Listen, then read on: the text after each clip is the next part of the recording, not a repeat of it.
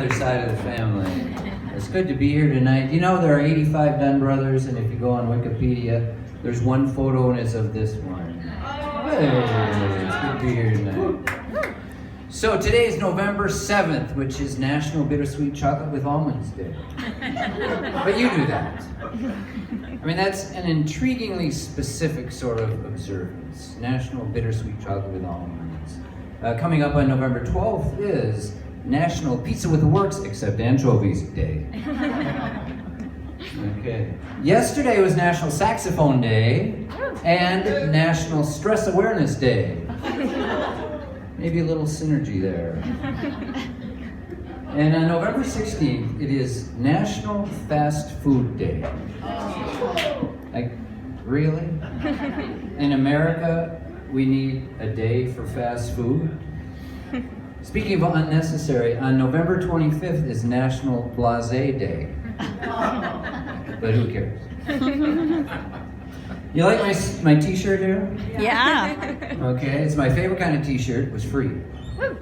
And I got it for giving blood. I love to give blood. That's how boring my life is. I mean, giving blood, you're doing something really good for humankind, and you're just lying there. I mean, it beats volunteer. Okay?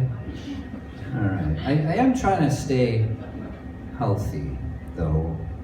I'm at that age where you gotta kind of be aware of that stuff. So I'm trying to eat right. My cardiologist said there's a real shorthand version of eating right, Bill. If it tastes good, spit it out. Now, Catherine mentioned a Fitbit. I had one of the very early Fitbits. It's not like the current ones that give you a manicure or change the oil in your car or make your bed, all that stuff. It just counted steps. That was it. The idea, 10,000 steps a day. And I was very disciplined about that. 10,000 steps every day for 2 days. The third night, I'm getting ready for bed, 8 o'clock, that's my bedtime. And I look at my Fitbit, and I'm only at 6,500 steps. And I'm thinking, oh man, it's almost dark, I don't want to walk. We do have a treadmill in the basement, also known as a very expensive clothes hanger. I didn't feel like doing that either. And then I spotted my dog. I just strapped that Fitbit on her hind legs and we went outside and played Frisbee. I got a little bit of exercise, she got 3,400 steps. All right. I never really was much of an athlete. I wish I would. You know, high school, the jocks rule. You know, in high school, I would have given my right arm to be a good athlete, which wouldn't have helped. Certainly, but, yeah. The one thing I'm really doing to help my health is, a few years back, I gave up drinking. Okay? I decided I really don't need any help being stupid. I'm a man. I got stupid down cold. Amen, ladies? Amen. But I do watch beer commercials very carefully. And during the Twins, those last couple of months, they've had these Coors beer commercials. And maybe you've seen them. And one of them is this very attractive young woman. She comes through her apartment door. She kicks off her high heels. She pulls open the fridge, pulls out a Coors, cracks it open, goes over to the sofa, sits down, reaches into her left sleeve for 1 second, and then pulls her bra out of her right sleeve. And the tagline is Coors, the beer for when you're done wearing a bra. You haven't seen it? You gotta watch the Twins. And I've seen this. Now again, 1 second she reaches into her left sleeve and then pulls her bra out the right side. Where were bras like that when I was in college?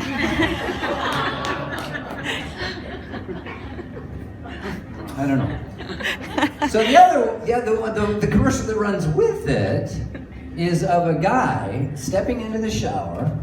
He lathers up, and then he reaches to the windowsill and he grabs a Coors. He cracks it open. Really? I mean, there are a few things wrong with that, like soap and hair.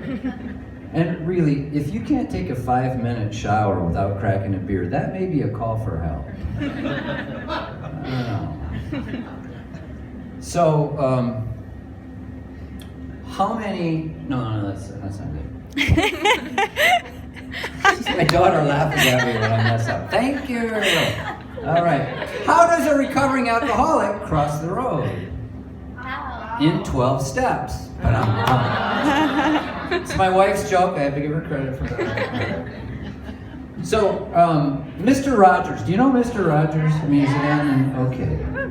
And Mr. Rogers, they've had a couple of documentaries out recently, and it's fascinating. I mean, this guy is just what you saw. I mean, just absolutely genuine, authentic, wonderful guy.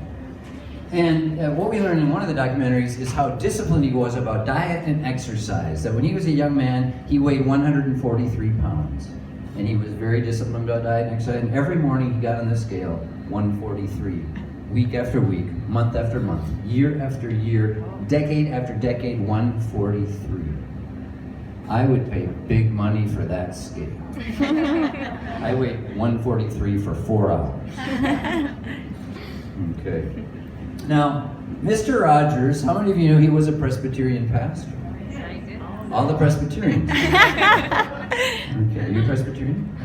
No, you just know things. You saw the documentary? Okay, well, I'm a Presbyterian pastor too. That's the only thing we have in common. And you know, don't run for the exits. I know that pastors nowadays have gotten a well-deserved bad reputation. Okay, I'm not one of the anti-gay, anti-Muslim, anti-science, anti-women sort of pastors. I'm just not. I'm trying to follow Jesus, not Donald Trump. Okay. And sometimes I'll get into conversations with some of these so-called Christians who are anti-everything like that. And I just try to stop the conversation. Look, I'm not going to convince you, and you're not going to convince me. So let's just agree to disagree.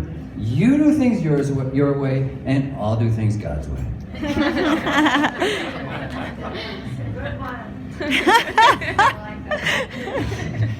Now, one of the best parts about being a pastor, besides the big money, is that I get to decide what goes on the electronic sign out front.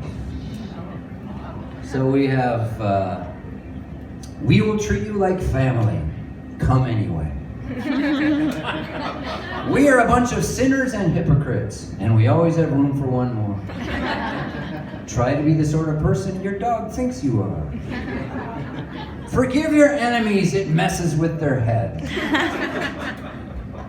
Presbyterians build bridges, not walls. It's not funny, but it's nice, isn't it? Okay. I'm not going to say a lot of Trump jokes. I mean, he just writes them himself.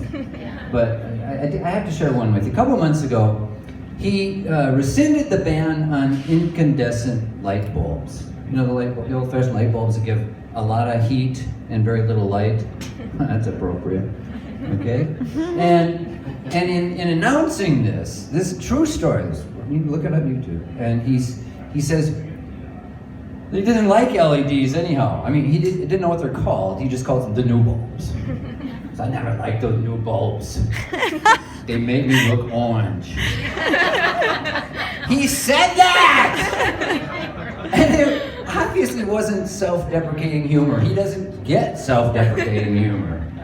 They make me look orange. I went, so that's what it is! All right. Now, I really hope that there is a heaven. I mean, we've been in hell the last 3 years. Years ago, I was talking with one of my friends, and we were talking about different vocations, and I said, you know, I'm so glad I'm not a doctor. I mean, we all mess up, but when I screw up, at least nobody dies. And my so-called friend immediately said, no, they just go to hell for eternity. Oh, thank you very much. Years and years ago, my wife said to me, when you go into a fishing tackle store, it's like you joined a cult. Your eyes glaze over and you hand them all your money. Wait, did I say that was my wife? That was my ex-wife. We had different priorities. Fishing tackle, shoes. Tennis, ballet. Sex, not so much. Ew. My current wife and I have been married 31 years. Yes, St. Chris. Yes. Okay. She's a wonderful woman, as many of you know. Very intelligent and compassionate and beautiful. She's very supportive. Well, she's not here tonight. She doesn't really think I'm that funny anymore. All right. On public radio a couple months ago, I'm driving along and I hear this report. It says there are hundreds and thousands of tarantulas crossing the highway in Colorado to find mates. And I'm like, what? Who knew there were tarantulas in Colorado? I think of tarantulas being in developing countries like Haiti and Texas. And I'm thinking about these tarantulas crossing a highway, 18-wheelers, to find a mate.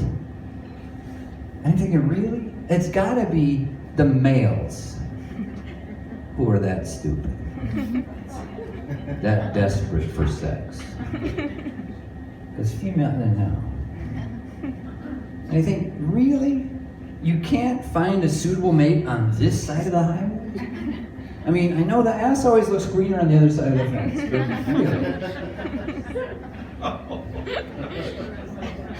really. So, Ely. How many of you have been to Ely? Okay. Ely is, our extended family goes up there for a week or two every year. It's a wonderful place. And it's different from the rest of the Iron Range. Because the rest of the Iron Range is kind of homogenous and pretty conservative. And then Ely seems to be about equally divided between the rednecks and the latte-sipping, tree-hugging, ponytailed ex-hippies. About even. And sometimes there's some tension there. And there is a guy in Ely that drives up and down the main street, Sheridan Avenue, several times a day, every day, in his old army Jeep. And it's open Jeep, and mounted behind him is a machine gun. No lie, right? We've all seen it. And I think, what a nightmare it would be to rear end this guy. Talk about your potential for road rage. I would hop out of my car with my hands up, and I'd say, I'm so sorry. I am fully in favor of copper sulfide mining. Screw the boundary waters!